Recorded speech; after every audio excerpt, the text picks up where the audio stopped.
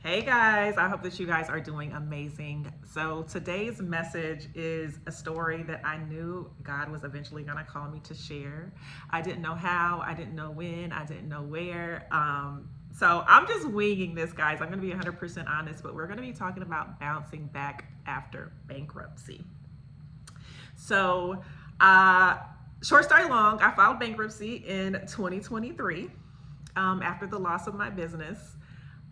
Pretty much lost everything except for my home and my car. Didn't have a job for several months. And when I say bankruptcy was a blessing in disguise, it was truly a blessing in disguise. So, to backtrack, I had a travel business that I ran for about 8 years.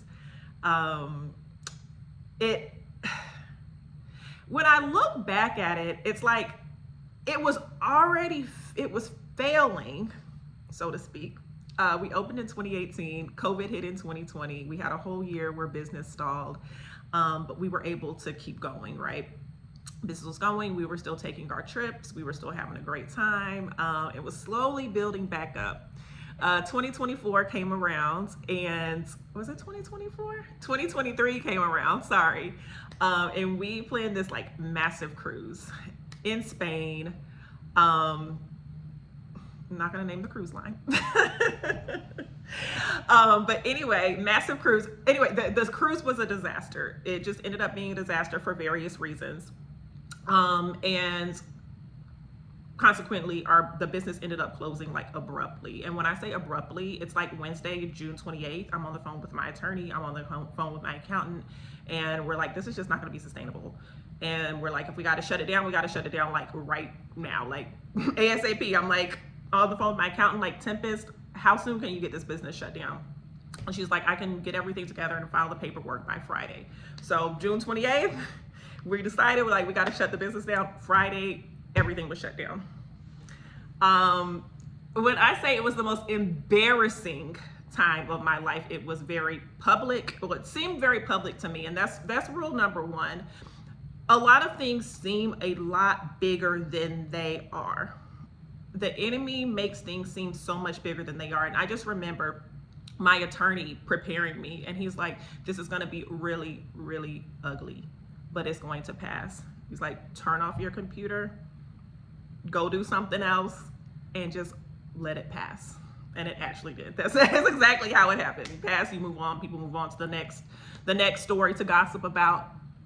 But in that closing of the business, what hurt so much was not just the loss of the business, because I realized like that business was like my life. When you spend so much time growing something, pouring your all into it financially, mentally, physically, just every part of you has been poured into this business, and it just ends. And ironically, this would have been our first profitable year since COVID.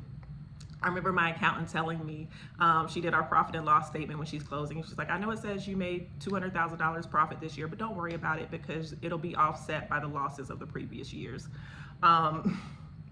Business tip, a lot of people are operating at a loss for multiple years until they start building back up, especially when you have something catastrophic like COVID happen. But in that, not only losing the business, losing people that I thought were going to support me. Throughout this process, there were individuals that I had helped, individuals that I had paid, individuals that I had worked with, individuals that I've known for years and years and years that are like, oh my gosh, she's a scammer, she's this, she stole money, she's fraud. The Spirit Airlines thing was so interesting to me because I think that we give so much grace to big businesses when they go under. Like when Spirit goes under, nobody's calling for Spirit's CEO. Nobody's saying Spirit was scamming people. Spirit was selling tickets all the way up to the day that they actually closed, because that's how business operates. Business is trying to sustain themselves. It's not, people aren't trying to go out of business. They're trying to save and salvage and do everything. But with small business, the small business owner is always personally attacked. And note to small business owners, make sure you have your insurance, make sure you have attorneys, make sure you have accountants, make sure all of your stuff is in order so that nobody can come for you because you have all your stuff set up correctly. But in addition to losing my business, losing people that I thought were friends, losing people that I thought would have supported me throughout this, Um, Losing my sense of self was the hardest thing. And you don't realize how much pride and ego you have until you are being publicly shamed. And, people are like, well, you know who you are. Don't worry about it. It crumbles your sense of self. Just to be 100% honest, it just crumbles your sense of self. But when I say it was a blessing in disguise, it gave me time to sit down. It gave me time to reevaluate, like, hey, I'm pushing forward with this, but is this actually what I want to be doing? Is this actually where God is calling me in this season? And y'all, it wasn't until last year, so it's 2025 now, 2026 now for reference. It wasn't until the end of 2025 that it really sat with me, and God was like, that season was over. That season was over. He's like, that particular business that you built was for the season. That business was built for COVID. That's why it was sustained through COVID and a little bit after, because that's what it was for. It was to get these individuals through this season that was hard and catastrophic, and there's death all around and there's sickness all around, and that was what that season is for. And too often we try to drag an old season along because it's working. Like, okay, well, this worked last season. God is like, that season is over. Let's close this chapter. And when God closes chapters and when God closes doors, it doesn't always look pretty like we want it to look. It doesn't always look like, okay, let's just close this gracefully. We don't always get the opportunity to bow out gracefully. And sometimes that's because God has warned us and been like, okay, this season is coming to a close and we don't want to close it. So we get caught in the door when the door is closing. But sometimes it's just organically, it doesn't happen that way, and that's okay. But what bankruptcy taught me is that God truly is our ultimate source, y'all. I did not go without anything. Like I said, I lost everything except for my house and my car. And when I say that, I think about how blessed I am. How many people would love to have a house? How many people would love to have a car? I think back to the end of 2020 when I'm like, let me go buy a new car. I don't drive. We're coming out of COVID where we didn't have anything. Something prompted me to go buy this brand new Toyota Camry, and I didn't drive it. There's hardly any miles on it. So when I go through the bankruptcy, finally get a job, it's like I have a brand new car. A brand new car. It had, I want to say, maybe 15, 20,000 miles on it. I can't remember exactly. But it's like God provided everything that I needed and sustained everything that I needed and wanted. I had most of the stuff I wanted. I drink Evian water. I love Evian water. I had Evian water out the wazoo the whole time I was going through this bankruptcy. This whole time when I was sitting in my house crying because I'm like, I don't have a job. I don't have any money. Just all these things. Like God cares about the simplest of things. I would have people randomly send me a box or a case of Evian water. And it was in those little moments that God reminded me, like, hey, I'm still here, girl. I am still here. I am right here. And here's your water. And it's so easy to think that God has left us in those seasons where things are falling apart. But how often do we miss the opportunity to see what God is truly rebuilding? He's rebuilding. He's making things new. He's giving us a new opportunity. He's giving us a clean slate. So in the bankruptcy process, both attorneys that I talked to recommended that I file personal bankruptcy, even though what happened was with the business and I could have just closed the business and moved on with my life. They're like, no, just put all the business debt onto you, roll it in there, and just get rid of it with the bankruptcy. Best decision ever, I will say. Didn't seem like it at the time because I'm like, oh my gosh, like y'all, I loved having good credit. I prided myself on things that weren't really that important at the end of the day. So I'm like, oh, my credit score, I'm not going to have a good credit score. I'm not going to be able to do this. They take all your credit cards. If you have points on your credit cards, they take that as well. So once the credit card is closed, y'all, I don't care if you have 50 million flight miles, that is gone with the credit card. Once the credit card's gone, those miles are gone. But it was really God showing me what was truly important, like what truly mattered at the end of the day was that God was sustaining me. He's like, you weren't hungry. You weren't thirsty. You were out of town at the time. My fiance worked for the airline, so we're in Mexico every other month,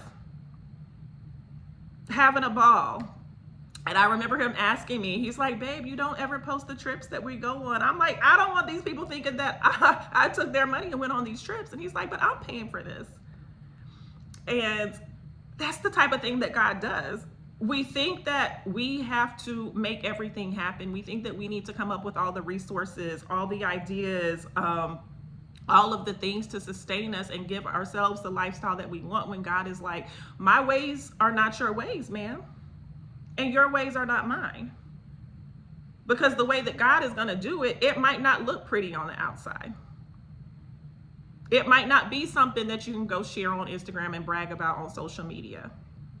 I'm like, okay, you're shouting from the rooftop, or I was shouting from the rooftops. I'm like, okay, we have this $1 million business. But nobody wants to come back and be like, okay, that $1 million business actually closed. When I was in my bankruptcy process, the last question that they asked me with the trustee, so during bankruptcy, you file bankruptcy, they go through all of your business, and then they assign you to a trustee. You meet with that trustee after you've gone through everything, and they're like, okay, they ask you any questions. The last question they had was like, okay, so it says you made $1.5 million this year. What happened to the money? And I was like, oh, payroll, we've been on trips, a business overhead, just general business expenses. She said, okay, thank you. Boom. End of story. Case closed, bankruptcy done, discharged, moved on. And so what looks like a loss is not always a loss. And it looks like you're winning when sometimes you're not actually winning, because my health was bad. I was having panic attacks. I did not realize I was having panic attacks. I thought it was because I had COVID before. I'm like, oh my gosh, my chest, I can't breathe. I think this is a remnant of COVID. No, ma'am, you're having anxiety attacks. I was passing out. Like literally, like when you see in the movies when somebody just falls out, I thought that was fake. It's not fake. That can actually happen to you. Like when your body is in that amount of stress, just fall out. The day I closed my business, it stopped. Haven't had one since. So often we look at a situation such as bankruptcy, such as job loss, such as public humiliation, as something that's going to be the end of us. And what God has shown me over these last 3 years, he's like, it's not over until you're not here. It is not over until you are not here on this earth. So as long as you are on this earth, as long as you have breath in your lungs, as long as you have the ability to get back up and keep going, get back up and keep going. And get back up doesn't mean to get back up the way that it was. So sometimes God crumbles things to rebuild them differently. If I go back into business, I'm not going back into business that same way. I'm not going back in striving to make more and more, pushing the goalpost up. Like, okay, we made 100,000. Let's make 200,000. Now let's make 500,000. Let's make 1 million. Let's make 2 million. That's not going to be my goal this time. And quite honestly, that's not the goal that God has for a lot of us. God is like, what did I ask you to do though? He's like, I can give you the money, but I can also give you that lifestyle without the money. God wants us to do what he wants us to do. What did I tell you to do? Do that, and you're going to reap the benefits in ways that are beyond your imagination. If you go back to my prior post, I talked about winning a resort at Fusion. A 2-night hotel stay in a 3-bedroom presidential loft at Fusion Hotel for free. Like, that's the way that God works. So when we are in hustle mode, we are bankrupting ourselves mentally, bankrupting ourselves physically, selling our soul to the devil in some aspects. God is like, I can provide you this same level of peace and happiness. I can provide you this same level of luxury without you doing all that, if we just walk with him. So when I think about the blessing in bankruptcy, it was seeing that regardless of the situation that happens, God is still with me. God is my provider. God is my source, my resource, all the things that I often forget. We forget that when the money starts coming in, when things are going great, how often do we forget that God is there? God is like, wait, hey, I'm back here. Here I go. And so the blessing in bankruptcy was the opportunity to slow down, the opportunity to check in with myself, the opportunity to check in with my family, the opportunity to reassess my circle. God is like, some of these people were only around you because of the business, because you were traveling in luxury, because you were doing these things, because they were benefiting from what you have going on. And so he's like, I'm going to show you who can rock with you in this next season. So as I'm moving into this next season with excitement, moving into this next season with uncertainty, because I don't know what's next. I'm like, God, what are we doing here? Where's the plan? And he's like, I'm going to give you the plan every single day. God is like, I'm going to give you the plan day by day. And we don't like that. I don't like that. I'm a planner. I want to know the whole blueprint. But manna for the day has been what God has been putting in my spirit over and over. And so if you have listened to the end of this, just know, focus on what God has told you to do today. Focus on what he has asked you to do next. Don't worry about the full picture. The full picture can change tomorrow. Your life can change in an instant. But what won't change is that God is there for you, and he is going to provide. He's the ultimate provider, and he loves you, and I love you.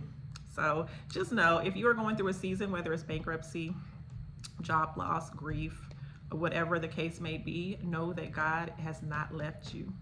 And there is so much more to your story.